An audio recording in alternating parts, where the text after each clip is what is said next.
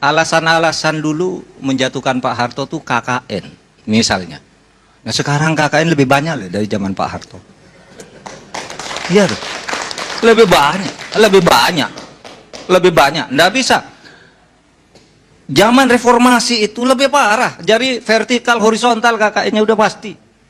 Artinya begini, kalau kita dulu menjatuhkan Pak Harto oleh karena dia KKN, apa kita tidak merasa berdosa sekarang ini kepada Pak Harto? Sekarang KKN-nya lebih banyak. Nanti aja. Malah sekarang itu orang mulai kampanye rindu ya zaman Pak Harto gitu. Saya tidak rindu sama sekali. Tapi sekarang kan sudah dikampanyekan. Dan ini seluruh proses reformasi sejak awal kita nih menjadi semakin jelek bukan semakin baik, kecuali di dalam kebebasan berpendapat, berorganisasi dan sebagainya. Tapi korupsinya makin merata sekarang ini. Kalau bicara Pak Harto, iya Pak Harto itu sudah berhasil lah membangun ekonomi. Bahwa dia salah, ya salah. Presiden sebelumnya juga salah, presiden sebelum lagi salah, gitu. Oleh sebab itu kenapa pinjam istilah Pak Fatwa, ini orang-orang yang sangat hebat semua, sangat mulia hatinya untuk bangsa ini. Kenapa tidak semua presiden yang pernah menduduki jabatan itu dengan segala jasanya kita anggap pahlawan aja lah. Saya terus terang, saya pergi ke Sumatera gitu, ke Simalungun gitu, ada satu pahlawan nasional. Ini pahlawan nasional, waktu itu Bung Karno tidak, saya mau nangis. Pada tahun 98 itu saya ikut demonstrasi besar-besaran untuk menjatuhkan Pak Harto.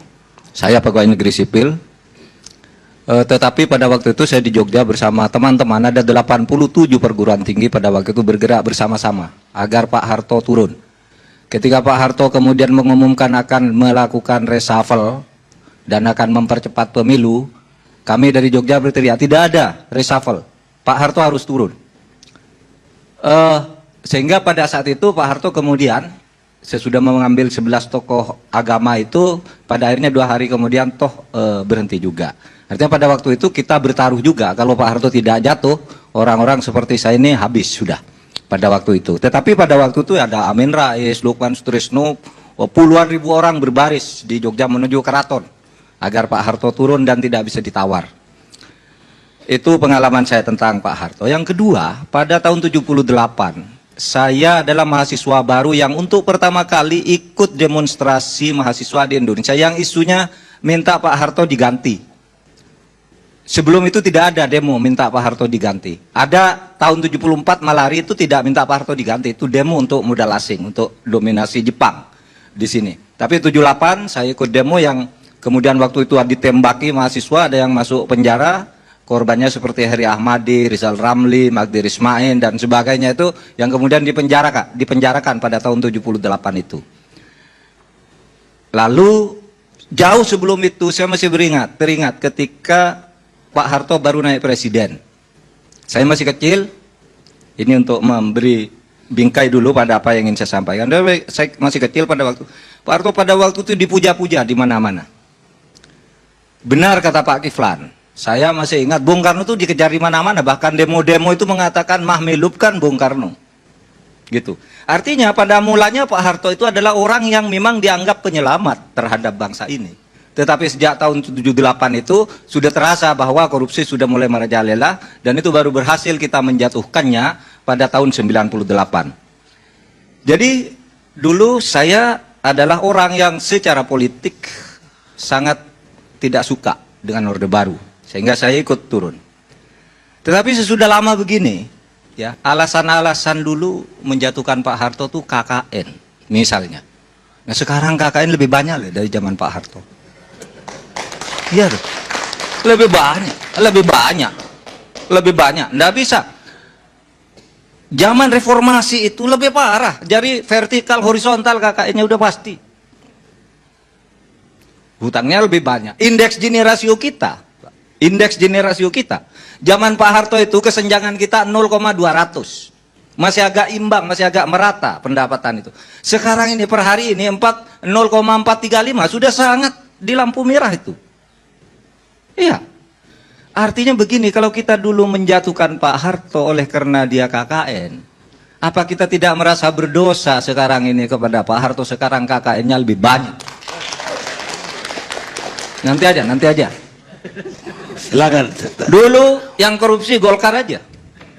Sekarang semua partai pakarnya boleh tanya saya secara spontan, siapa yang korupsi di partai ini, siapa korupsi. Saya hafal 10 partai yang sekarang punya nama di parlemen. Punya.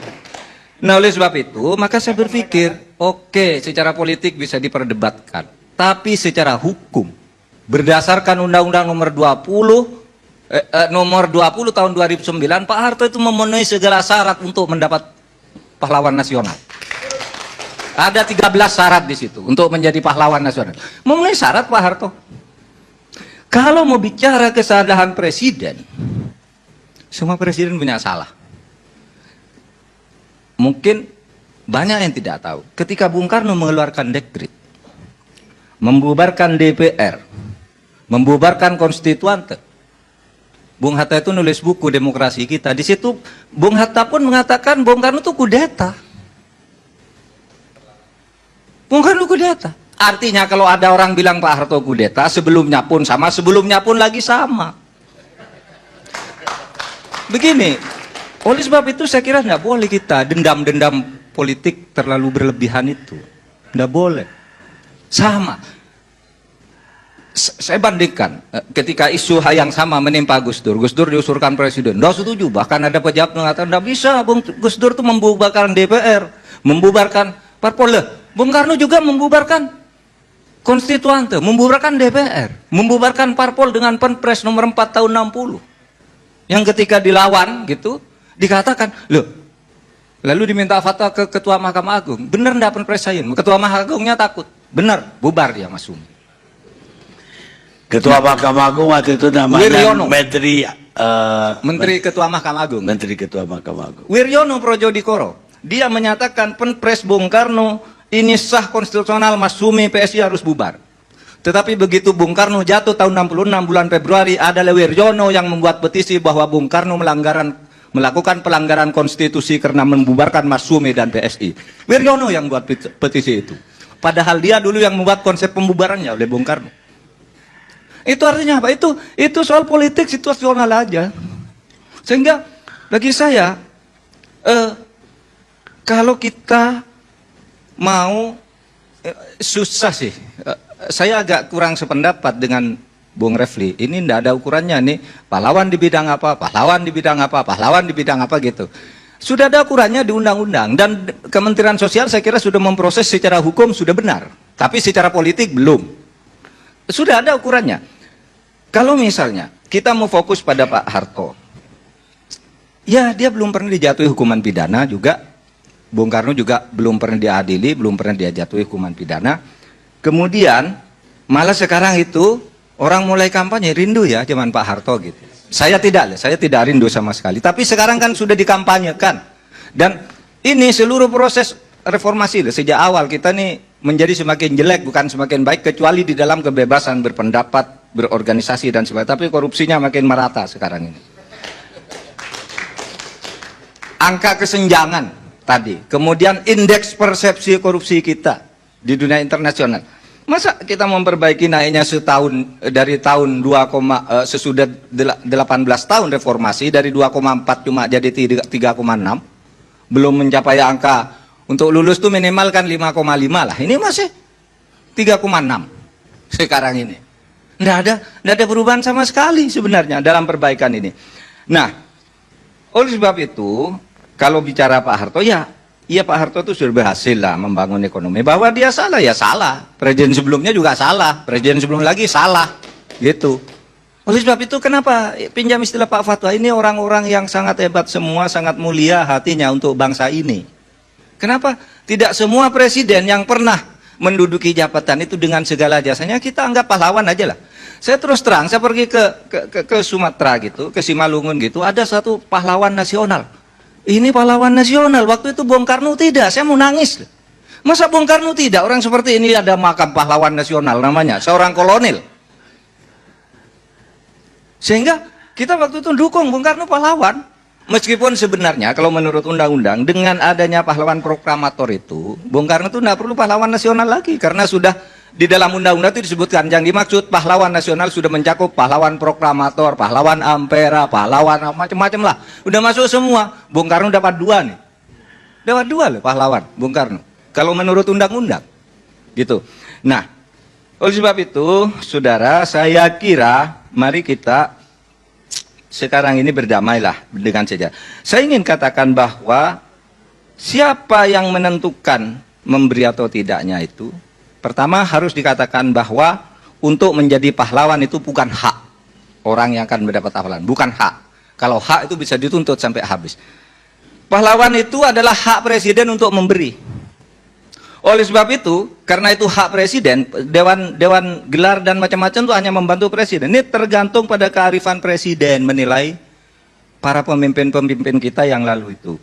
Kalau bicara Pak Harto jeleknya ya banyak sekali, baiknya juga banyak sekali. Misalnya, karena saya katakan dulu kan didukung pada awal Orde Baru, tapi lama-lama korupsi. Kalau menurut Pak Sumitro itu kan sejak tahun 78 Pak Harto mulai korupsi kan pada waktu itu. Sejak itu pula mahasiswa mulai, maksud saya pemerintahannya korupsi, penuh KKN gitu. Tapi sejak itu pula kemudian mahasiswa berusaha menurunkan Pak Harto dan itu baru berhasil 20 tahun. Nah, jadi sekarang yang menentukan adalah presiden, itu hak presiden. Kalau hak itu bisa dituntut dan bisa tidak. Oleh yang memberikan, bisa diberikan, bisa tidak. Nah, oleh sebab itu kearifan presiden menurut saya kita tunggu. Dan kalau saya sangat bergembira dan bersyukur Bung Karno itu sudah diberi gelar pahlawan nasional, dan saya berharap Pak Harto pun, Gus Dur pun, SBY pun nantinya. Tapi kalau Pak Gus Dur, SBY itu belum berhak mendapat pahlawan nasional, bukan karena pelanggaran, karena yang dikatakan pahlawan itu harus sudah meninggal.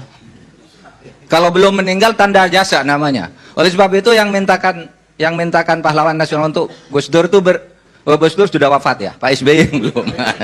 Boleh, Gus Dur boleh diajukan. Boleh diajukan Gus Dur sekarang ini. Iya, boleh. Dan kita, menurut saya sangat layak juga didiskusikan bagaimanapun. Ini orang baik-baik semua lah, pada masanya diperlukan. Dan segala tindakannya pada waktu itu juga diperlukan saat itu. Sekian, Assalamualaikum warahmatullahi wabarakatuh.